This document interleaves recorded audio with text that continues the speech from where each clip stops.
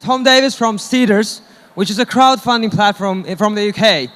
And if anybody knows anything about protecting early stage investors, that would be them. And this is going to be the topic of the conversation. And this is very important, especially when you consider crowdfunding versus other options, and how do you work with other investors in the future. So come on up, Tom. Good afternoon, everybody. My name is Tom Davies. I'm the Chief Investment Officer of Cedars. Cedars is the leading European equity crowdfunding platform. We're doing about £1 million a month, and we've been going approximately 2 years. And today I want to talk to you about why it's really, really important that you don't screw over your mum. I'm a recovering lawyer. Fortunately, I never looked quite like that. I was working in London, Hong Kong, and New York for about 8 to 10 years. I'm qualified to practice law in London and New York. And a few years ago, I kind of decided this wasn't really for me, and I wanted to do something a little bit more creative and a little bit more entrepreneurial. And I joined Cedars a couple of months before they launched as the Chief Investment Officer, and essentially helping startups raise money through our platform, helping them grow, helping make sure that the deal's structured in a way that means that they can grow going forward and beyond. So what is Cedars? The most well-known form of crowdfunding is the donation-based crowdfunding platforms such as Kickstarter. They're doing very, very well. And then there's some debt platforms as well. But equity is the kind of new kid on the block. And it's the newest for a number of reasons. The main one being it's really, really hard. Equity crowdfunding is really, really difficult to implement. There's a lot of regulations surrounding whether you can do it, you can't do it. Cedars got FCA authorized, which is the regulator in London, a couple of years ago. We were the first regulated platform any in the world. It only took about 5 years. Very, very difficult thing to do. And essentially, what it means is that any startup anywhere in Europe can come onto our platform, can submit their pitch, and raise money from any investor anywhere in Europe. So a startup here in Finland can raise 100,000 euros, and investors sitting in Berlin can invest their euros into that campaign. And someone in Berlin can raise money in pounds, for example, from an investor sitting in London, and so forth. So we're a truly cross-border platform. The minimum investment is 10 euros. Now, this is a really, really important point, because traditionally, investing in startups has been limited to the VCs, to the high net worth angels, and the angel syndicates. And there's one key reason why it's been limited to that very, very small top 1% of the wealth. And that's because it's a really inefficient process. It's not like the public markets where you can set up an E-Trade account or a Fidelity account and click invest. It's always done offline. It's a really archaic, expensive, laborious process. And what Cedars tries to do is essentially democratize, bring efficiency, and bring cost effectiveness, and essentially bring an asset class that hasn't been available to the general public. And that 10 euros is a very important point, because although that's a bit of a marketing strategy, you're not going to make much money if you start investing 10 euros. What it does mean, though, is you can put 100 euros, you can put 1,000 euros across 10 different companies every year. And that's a valid form of investing, building up a diversified portfolio and hopefully sharing in the returns of the company going forward. Unfortunately, every successful entrepreneur knows that the entrepreneur's journey often starts with a really cool idea in a bar somewhere, with your co-founders, trying to work out what the cool name's going to be, and all the really fun, exciting stuff. Now, if that idea starts to grow and starts to develop, essentially that cool, hit two guys in a bedroom starts to become a real company, and it has employees. And most importantly, it has external investors. And suddenly the company kind of has to grow up, and things have to start being structured in a proper way. The whole kind of back of the napkin deal between your co-founders and your employees doesn't really work when you start getting external investment in. And one of the most misunderstood and underestimated things that a lot of new entrepreneurs face is essentially the lack of structuring and the lack of getting things done properly at the very early stage of your company can really hurt you later down the line. So raising capital, as I'm sure a lot of people here today know, is really hard work. It doesn't matter what stage the business is, it's really hard work. And that's a good thing. It means that all the good companies rise to the top. There's always going to be a supply-demand problem with not enough capital, and that's a good thing to an extent. It means only the best get funded. However, really early stage capital, so the first 50, 100,000, 150,000 euros, which is required just to get your company off the ground, is really hard. And it's often been reserved for what they call the 3Fs, the friends, the families, and the fools. Now, why is that? The main reason is there's this horrible chicken and the egg situation whereby an entrepreneur has got a great business idea, he's done his research, he's researched the market, he's researched his cost pricing, and he goes along to a VC, for example, and says, look, I need a couple of €100,000 just to get this off the ground. And the VC will, and even the angel syndicate will go, well, you know, it's a really good idea, I really like it, I really like you, but you're a little too early. You haven't got any revenue, you haven't got any traction. Go away, get some revenues, get some customers, come back to me in a year, and we'll talk. And the entrepreneur's left there going, well, okay, that's fine, but I need a couple of €100,000 to get this off the ground in order to get some customers that I can speak to. And you get this horrible vicious circle happening time and time again. And frankly, in our view at Seedrs is that there are thousands, if not hundreds of thousands of companies that are never even seeing the light of day because they don't have a rich dad, or they don't have a rich family, and they don't have rich friends. And that's not the way it should be. What Seedrs does and what equity crowdfunding does is try to fill that funding gap by allowing everyday investors, everyday people who've got full-time jobs to put a little bit of money aside every year to invest into a diversified portfolio of startups, get in at very good valuations, get in with ground floor support for these startups to get going so that they can get the traction, so that they hopefully can go and get VC funding later on.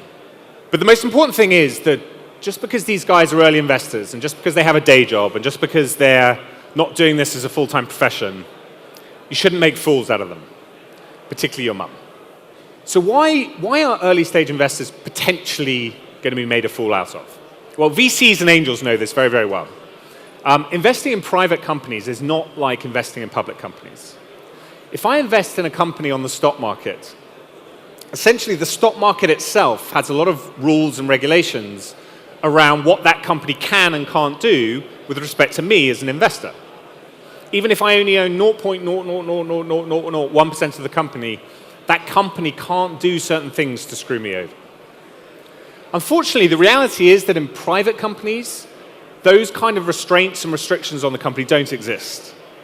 So in the UK, for example, under UK law, if you're a minority investor, you have very, very little protections under the Companies Act, the legislation that governs the companies in the UK. And essentially, if you're a minority investor, you don't really have any protections. And even the most well-meaning startup can actually end up screwing over his early investors, even without meaning to, because the big VCs will come in and will try and extract as much value out of the company, which is perfectly fine. They've got their own shareholders. And the little guy can be left behind. Now, how you get around this is by having a contract. You have a shareholders agreement between the investors and the company, and that's what VCs do, that's what angels do, and that's what we at Cedars believe even that €10 investor should have. If you don't have that shareholders agreement, you're going to look like that, essentially. A good example of this is, hypothetically, I put in €100 into a startup company. I don't have a shareholders agreement, I just rely on the corporate documents. The very next day, the company could change its constitutional documents, create a new class of shares, which are called Super A shares, which have all the value. They could disapply my preemption rights without consulting me, and issue 1 billion shares at 0.0000001 cents. And I'm essentially now have a worthless investment. And that can happen, and it happens all the time. And that's why the shareholders agreement is in place to stop that happening. So how do we do that?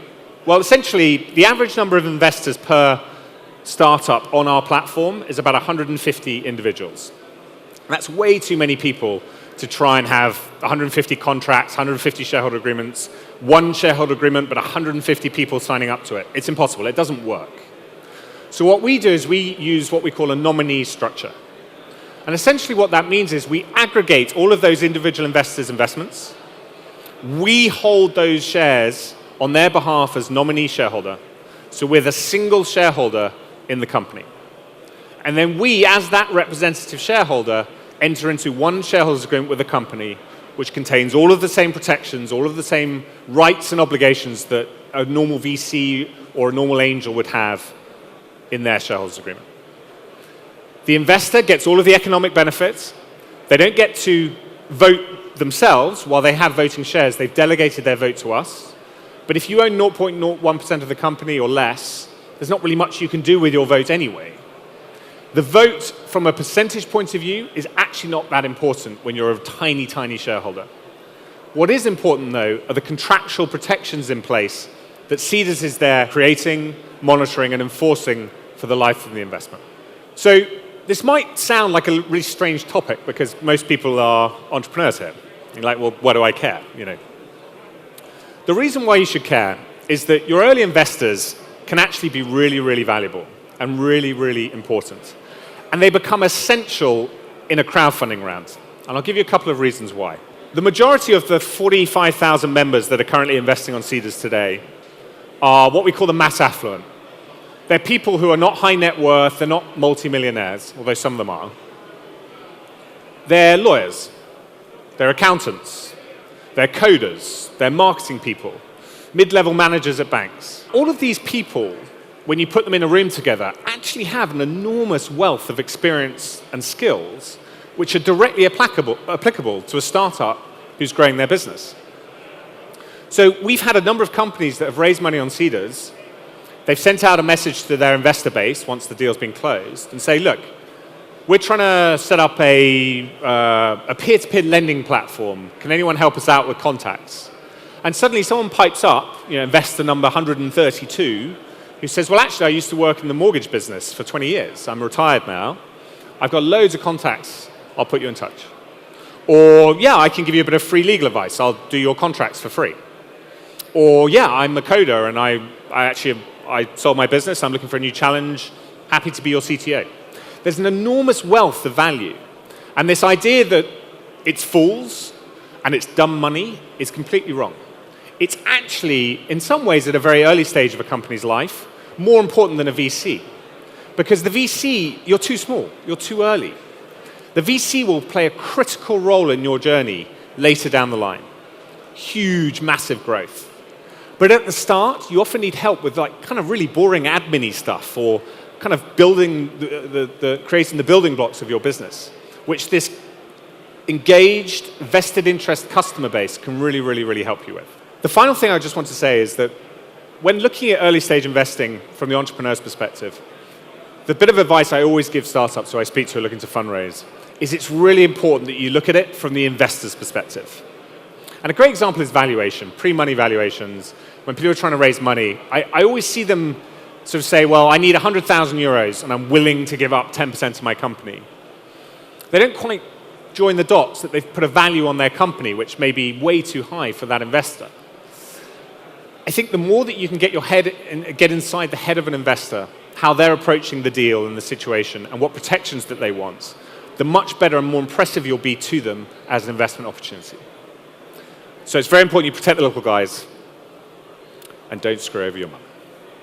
How well are the VCs willing to respect the early shareholders agreement? Do they care about the earlier shareholders agreements, or do they just say that, okay, that was then, this is now? Yeah, so that's a great question. So the way we've built Cedars and the way that we approach it is that because we're very much involved at the start before the VCs come into the room, we have our shareholders agreement, we have our restrictions in place, making sure that the company doesn't do things they shouldn't do. We've had 2 companies now that have gone on to raise VC funding. And essentially what we do is, because we can vote on behalf of the investors, we go into the room with the VCs, and often we terminate our contract and join the VC contract. We have the same information rights. We wouldn't have the liquidation preference, fine. We understand the VCs have that. As long as the basic protections are in place for our investors, we can terminate our contract and kind of join then. And essentially what we're doing is we're handing over responsibility of monitoring the company to the VC. And the VCs love that because they get all the benefits of validation of a company that's been crowdfunded, 200 people have invested, voted with their wallets, that's a good thing. But they don't have the hassle of having to deal with 200 individual investors. Yeah. All right. Thank you very much. No worries. Thank you for coming. Cheers. Thank you for sharing. No worries. Enjoy the rest of the conference. Thank you very much. No